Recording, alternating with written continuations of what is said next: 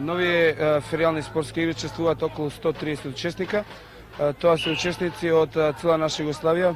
Карактерот на овие фериални спортски игри е да се одржи геслото на Фериалниот сојуз запознаje со трговината да ја сакаш повеќе. Дека најважната работа е да се шири братството и единството помеѓу сите наши учесници фериалци. Годинава за прв пат во претор на фериалните спортски игри дојде и учесниците од Сараево. Со мене е Мирјана Илич, инаку студент на правниот факултет во Сараево. Da, ja sam s pravnog fakulteta, dolazim sa ferijalnom družinom s Filozofskog fakulteta iz Sarajeva. Mogu da kažem da mi se ovde veoma dopada, inače prvi put sam u Makedoniji. А од каде со Филозофскиот факултет од Сараево? Зошто се тие феријалци баш? Дали на правниот немате ли дружина? Imamo mi ferijalnu družinu, ali ova ferijalna družina s Filozofskog fakulteta je mlada, a inače je najbolja sad u Sarajevu.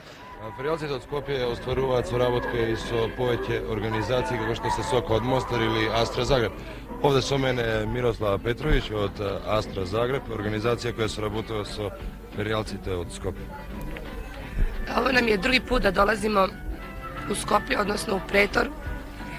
Surađujemo sa univerzitetskom konferencijom i sa AGF i do sada je suradnja bila stvarno uspješna. Инаку и феријалците од Скопје беа кај вас во Загреб на вашите средби? Da, bili su prije 3 tjedna pozvani i bili smo u Stubičkim toplicama. Pod akcija imala naziv U Zagrljaju Zagorja, bilo je to malo obilazak u Kumrovcu, Titove rodne kuće, spomenika Matiju Gupcu i galeriju Augustinčića u Klanjcu. Традиционални гости овде во Претор секоја година се членовите на феријалната дружина при студентскиот град Вејко Влаховиќ од Белград. Кога вие воедно сте организатори на традиционалниот поход, на трагот на поход кој го носи името на вашиот патрон, на Вејко Влаховиќ. Naša i ferijalna družina nosi njegovo ime, a organizator te akcije je ferijalna družina Studentski grad Veljko Vlahović sa Ferijalnom savezom Novog Beograda. Годинава дали се одржа тој поход? Taj pohod se održa već 5 godina, tradicionalno, od 77. godine. Ja sam učesnik svih 5 pohoda i znam otprilike kako je koji izgledao.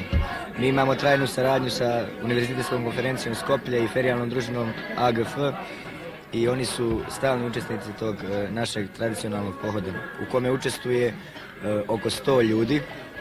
I Veljko je rođen u Trmanji, u jednom malom selu iznad Kolašina, 20 km od Kolašina, i do Trmanje se ide pešice 12 km uz jednu liticu i tu se evociraju uspomene sa Veljkovim saborcima i njegovom užom porodicom, a odatle pohod traje celih 5 dana kroz celu Jugoslaviju i sve naše republike i završava se opet u Beogradu.